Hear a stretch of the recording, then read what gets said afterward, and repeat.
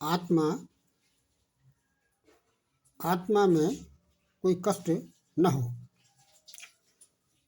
पिता से संतुष्टि हो, मान सम्मान हो और समाज में प्रतिष्ठा हो और सरकार से धन की प्राप्ति हो। आँख आँख की ज्योति ठीक ठाक हो, आँखों में कोई रोग न हो और शरीर में आरोग्यता बनी रहे। प्रशासन में भी महत्वपूर्ण योगदान हो और मस्तिष्क भी विकसित हो। इसके लिए सूर्य देखा जाता है। जन्म पत्रिका में इसके लिए सूर्य देखा जाता है। जैसा कि सूर्य, इससे पहले यदि मन की बात हुई थी तो चंद्रमा को इसमें आधार लिया गया था। इस समय जो बात करनी है, इन्हीं बातों को इस तथ्य की सत्यता के औचित्य को सिद्ध करने के लिए सूर्य इसमें लिया जा रहा है। जैसा कि सूर्य 10 मकर राशि से लेकर मिथुन राशि तक जब गोचर में रहते हैं तो चेष्टा बल में होते हैं और ये सूर्य एक राशि में 30 दिन रहते हैं। सूर्य की राशि परिवर्तन को संक्रांति कहते हैं। मुख्य रूप से जब सूर्य दक्षिणायन से उत्तरायण में आते हैं तो वह मुख्य संक्रांति ली गई है। सूर्य प्रथम भाव, 9वें भाव और 10वें भाव के कारक हैं। प्रथम तन है और 9वां भाग्य का है और 10वां कर्म का है।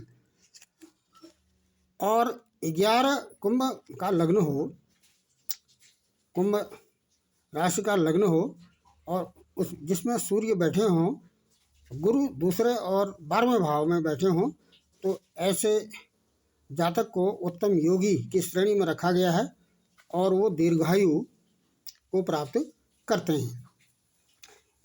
इनके लिए कुछ आधारगत सूर्य से संबंधित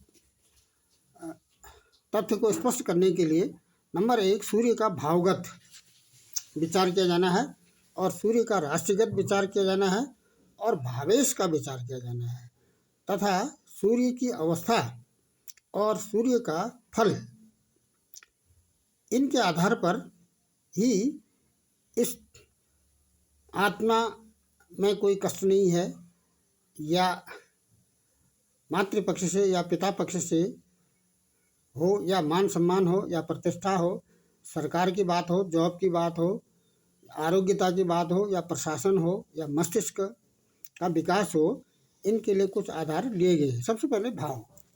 जहाँ तक सूर्य की बात है, सूर्य यदि प्रथम भाव में होते हैं तो ऐसी स्थिति में नेत्र रोग की समस्या बनी रहती है।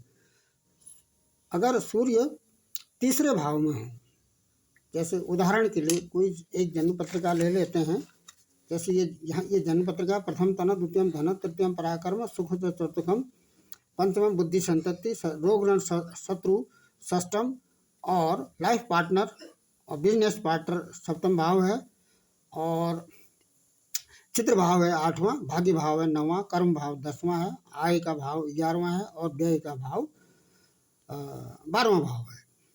तो यदि सूर्य तीसरे भाव में रहते हैं तो ऐसा जो जातक है वो कुशाग्र बुद्धि को प्राप्त होता है। यदि पंचम भाव में हो तो बुद्धिमान होता है, छठे भाव में हो तो राजयोग की प्राप्ति होती है, 9वें भाव में हो तो श्रेष्ठ होता है, श्रेष्ठ माना जाता है। कर्म से श्रेष्ठ होगा, व्यवहार से श्रेष्ठ होगा, पद से श्रेष्ठ होगा, मान सम्मान से श्रेष्ठ होगा। और 10वें भाव में यदि सूर्य रहता है तो इसको दिग्बल भी प्राप्त होता है। 10वें भाव में सूर्य को इसका जो चेष्टा भाव है वो तो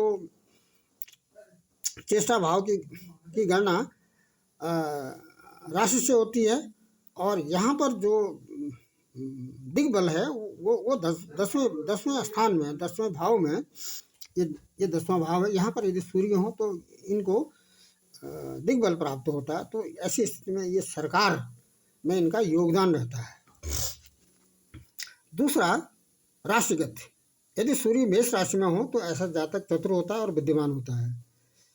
और यदि सूर्य वृष राशि में हो तो सवारी का सुख इसको प्राप्त होता है। मिथुन राशि में हो तो धनी होता है। ये 5 नंबर की जो राशि है सूर्य की, सिंह राशि अपनी राशि है, और 1 नंबर की राशि सूर्य की उच्च राशि है। 5 नंबर की राशि में हो सूर्य, या 1 नंबर की राशि मेष राशि में हो या सिंह राशि में हो, तो ऐसा जातक चतुर होता है और कला कुशल होता है। और ये कन्या राशि में हो तो राजयोग को प्राप्त होता है।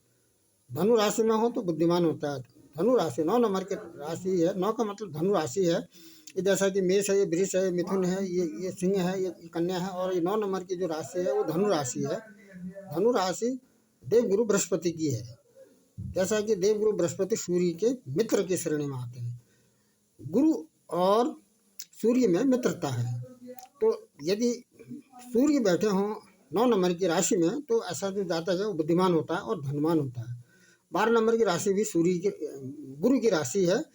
तो यहाँ पर यदि सूर्य बैठे रहते हैं तो ऐसा जो जातक है वो कृषि और व्यापार से धनोपार्जन करता है। उसके बाद भावेश का भी इससे संबंध है। इसी जो बातें यहाँ पर प्रारंभ में कही गई हैं, उन बातों की सार्थकता को सिद्ध करने के लिए यहाँ पर भावेश लिए गए। यदि 4th लॉर्ड 10th हाउस में हो तो ऐसी स्थिति में सरकार में योगदान होता है।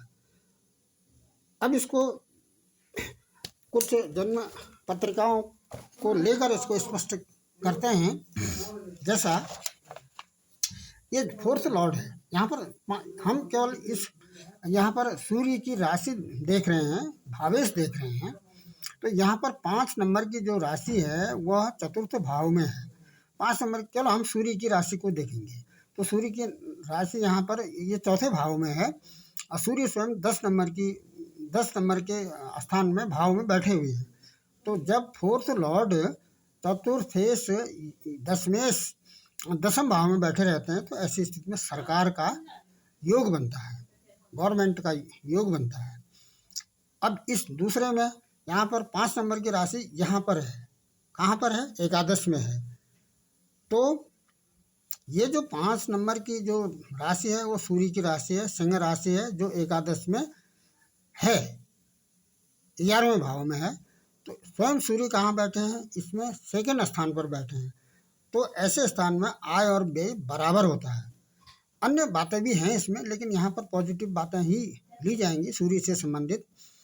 और इस उदाहरण को देखें तो यहाँ पर 5 नंबर की जो राशि है ये 3रे स्थान पर है, 3रे भाव में है, और स्वयं सूर्य कहाँ बैठे हैं? 2रे स्थान पर। तो ऐसी स्थिति में बंधु विरोधी होगा। और इसको देखें, इस उदाहरण को यदि हम देखते हैं तो यहाँ पर जो सूर्य की राशि है 5 नंबर की राशि 10म भाव में है।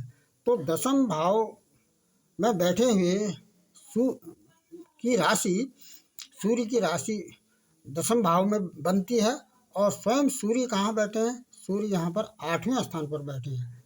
तो ये मातृ और संतान से संताप यह दिखाएगा।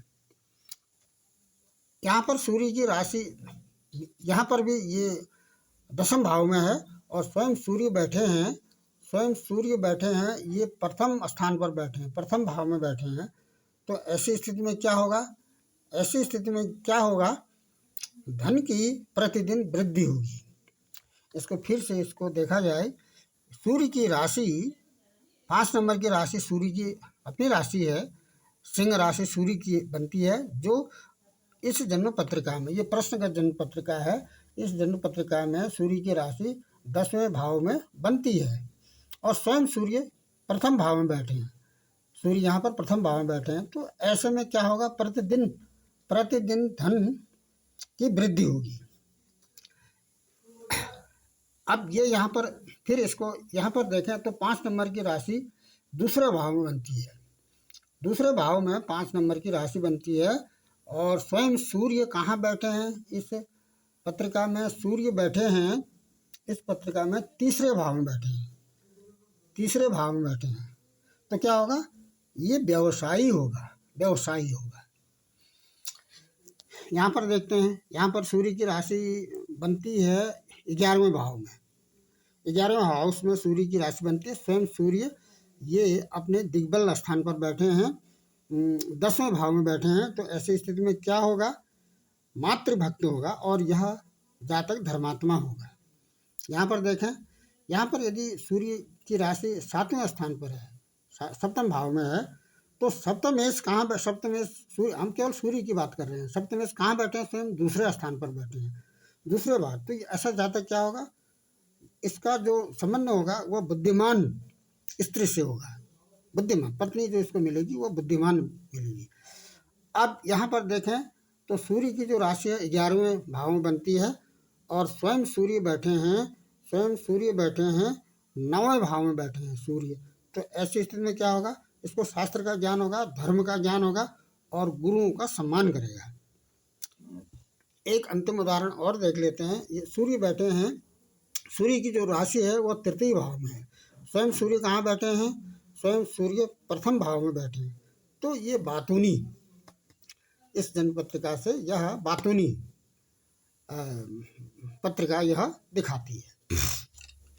उसके बाद यदि हम सूर्य की अवस्था देखें, सूर्य की अवस्था यहाँ पर इन सभी पत्रिकाओं में पृथक पृथक रूप से ये सूर्य की जो अवस्था है वो निकालने की जटिल विधि है। तो यहाँ पर एक दो ही पत्रिकाओं में यह यदि हम इसको निकालते हैं तो यहाँ पर इस जन्म पत्रिका में, ये प्रश्नगत जन्म पत्रिका है, 27 की रात्रि 12:34 आता है, तो वो 28 में गिना जाएगा। तो ये पत्रिका जो बनती है रात के 12:34 की, यहाँ पर यदि हम गणना करते हैं अवस्था की, तो इससे पहले कि जैसा कि ये सूर्य का नक्षत्र है, ये सूर्य का क्रम है और ये जो 11 नंबर है सूर्य की डिग्री है।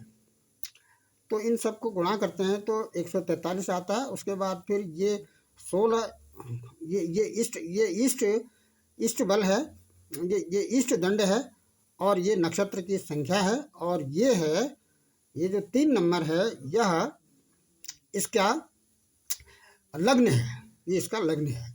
तो इन सबको यदि हम कैलकुलेट करते हैं तो 123 आता है, 121 और उसमें यदि हम इन सबको जोड़ते हैं तो 179 आता है। इसमें 12 का भाग देते हैं तो बैलेंस आता है इसमें 11।